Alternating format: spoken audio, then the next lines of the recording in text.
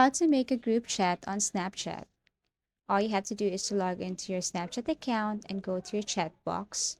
Now here you need to tap this pencil icon with a paper or new chat icon and select the names of the people you wanted to be part of your group chat.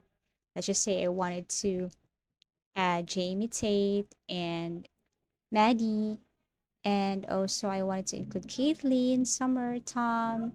Actually, you can choose as many as you can, but you cannot add someone on your group chat, especially if they haven't added you to their friends list. So always make sure that they added you and you added them on your friends list, and then you can create a group chat on Snapchat. As easy as that.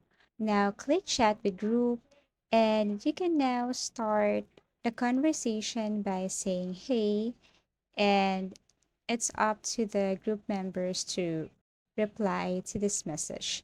So that's how to make a group chat on Snapchat.